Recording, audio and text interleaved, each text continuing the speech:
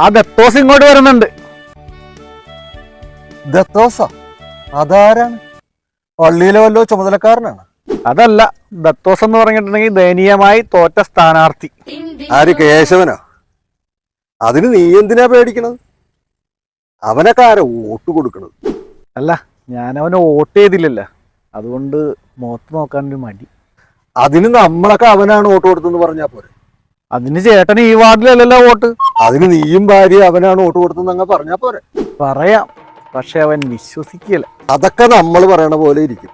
ഉദാഹരണത്തിന് അതല്ല, അതിന് അവൻ ആകെ കിട്ടിയ ഒരു വോട്ടാ, അത് അവന്റെ തന്നെയാണ്. പിന്നെ ഞാനും ഭാര്യയും വോട്ട് ചെയ്യുന്ന പറഞ്ഞാൽ അവൻ എങ്ങനെ വിശ്വസിക്കാനാ? ഒരു തെണ്ടി എനിക്ക് വോട്ട് ചെയ്തില്ല. എങ്ങനെ ചെയ്യും? ഇതല്ലേ നിന്റെ സംസ്കാരം എന്നൊക്കെ പലരും പറയും. പക്ഷെ സത്യത്തിൽ എന്താ സംഭവിച്ചത്? നീ എങ്ങനെയാ തോറ്റത്? തോറ്റെന്ന് പറഞ്ഞാ പോരല്ല, തോറ്റ് നാറിയില്ലേ? ആകെ ഒരു ഓട്ടം എന്നൊക്കെ പറഞ്ഞ് അത് വിട്, ഇവിടെ സംഭവിച്ച എന്താന്ന് പറ. എന്ത് പറയാൻ? ഇവനാരും വോട്ട് ചെയ്തില്ല, അതുകൊണ്ട് തോറ്റ് തൊപ്പിയിട്ട്. എന്നാ അങ്ങനെയല്ല, EVM മെഷീൻ ചതിച്ചതാണ്. ഈ ഒരു വാർഡിൽ മാത്രമായിട്ടാ?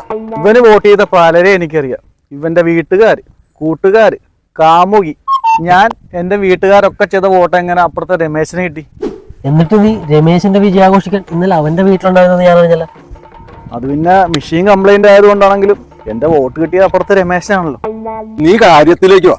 കേശവനെ അടുത്ത പഞ്ചായത്ത് തെരഞ്ഞെടുപ്പിലെങ്കിലും ജയിപ്പിക്കാനുള്ള മാർഗം പറ. ഒരു വഴിയേ ഉള്ളു, ഇവനേക്കാൾ കൊള്ളില്ലാത്ത സ്ഥാനാർത്ഥികളെ ഇവനെതിരെ മത്സരിപ്പിക്കണം. വല്ല നടക്കണ കാര്യം പറ. അങ്ങനെ ആരെ കിട്ടാനാണ് ഈ നാട്ടില്? അതെന്നെ അത്രയ്ക്ക് മോശക്കാരനാണ് എന്നല്ല പുള്ളി ഉദ്ദേശിച്ചത്. ഇതിന്റെ അത്രയും കഴിവും ബുദ്ധിയും ഉള്ള ഒരാളെ ഈ നാടിന് വേണ്ട. പിന്നെ ഈ വാർഡ് അർഹിക്കുന്നില്ല കേശവ. നീയല്ല തോറ്റ്, ശരിക്കും ഈ വാർഡാണ് തോറ്റ്. കഥാപ്രസംഗം കഴിഞ്ഞെങ്കിൽ ഞാനൊരു കാര്യം പറയാം. എന്താ? ഞങ്ങളുടെ കയ്യിലൊരു 150 രൂപയുടെ കുറവുണ്ട്. നീ കൂടി സഹകരിച്ച നമുക്കൊരെണ്ണം മേടിക്കാം. അതെ, അതാവുമ്പോ 2 കീറി ഈ സമ്പൂർണ്ണ തോൽവി നമുക്ക് ആഘോഷിക്കാം. ഷെയർ ചെയ്ത സന്തോഷം ഇരട്ടിക്കും, സങ്കടം പകുതിയാകും എന്നാണല്ലോ. അതുകൊണ്ടാണ് നിന്നോട് ഷെയർ ഇടാൻ പറഞ്ഞത്. ഈ സമയത്ത് ചോദിക്കാമോന്ന് അറിയില്ല. എന്താ? അമ്പലത്തിന് മുമ്പ് വെച്ച നിന്റെ ഫ്ലെക്സ് ബോർഡ് ഞാൻ എടുത്തായിരുന്നു, വിറകുരയുടെ മുകളിലിട. ചോദിച്ചേ എടാ, അത് നീ എടുത്താ? പട്ടിക്കൂടിനിടാനായിട്ട് ഞാൻ നോക്കി വെച്ച സാധനമായിരുന്നു. തോറ്റത് തോറ്റു, നീ പണിക്ക് പോകാൻ നോക്ക്. ഏത് പണി? അത് കളഞ്ഞിട്ടില്ലേ ലക്ഷ്യം നടന്നത്. കയ്യിലെ കാശും തീർന്നു.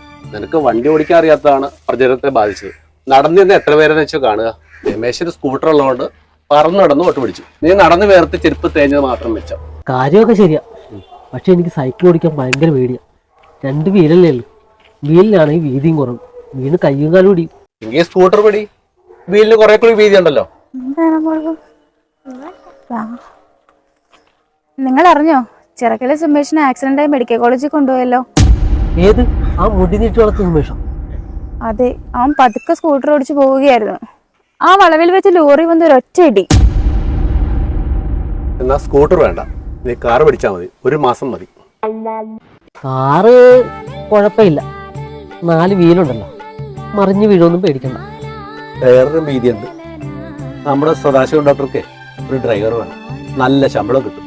ഞാനത് ആ ജോലി നിനക്ക് ശരിയാക്കി തരാം. ഞാൻ ഏറ്റവും കാറും ബസും കൂട്ടിയിടിച്ച് കാർ ഡ്രൈവർ ഉൾപ്പെടെ 2 പേർ മരിച്ചു. പതുക്കെ വായിക്കേ. കേശവൻ എങ്ങാനും കേട്ട് വന്നാല ഇപ്പൊ തന്നെ ഒരു കണക്കിന് ഡ്രൈവിംഗ് പഠിക്കാന്ന് സമ്മതിച്ചത്. ശരിയാ, ആക്സിഡന്റ് എന്ന് പറഞ്ഞാൽ അവന് ഭയങ്കര പേടിയാ. കരയിലോടുന്ന ഏത് വാഹനം ഇപ്പൊ ആക്സിഡന്റിൽ പെടാത്തത്?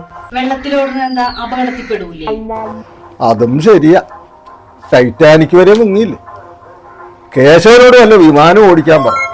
അതാവുമ്പോ ആകാശത്ത് വെച്ച് എന്തെങ്കിലും സംഭവിച്ചാ പൊടി മൂലം കിട്ടൂല.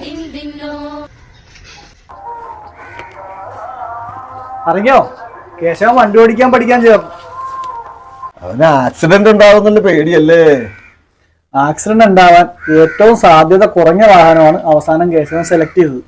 ദക്ഷിണ കൊടുത്ത് വിദ്യാരംഭം കുറിക്കാൻ പോയിട്ടുണ്ട്. അതേത് വാഹനം? കണ്ണെത്തുന്നിടത്ത് കൈയെത്തണം, കൈയെത്തുന്നിടത്ത് മനസ്സെത്തണം. അത് കമലതലത്തിലെ ലാലേട്ടൻ പറയുന്ന ഡയലോഗല്ലേ? ഇങ്ങനെയുള്ള സിറ്റുവേഷനിൽ എന്തെങ്കിലും ഡയലോഗ് പറയണമല്ലോ, അതോർത്ത് പറഞ്ഞതേ ഉള്ളൂ.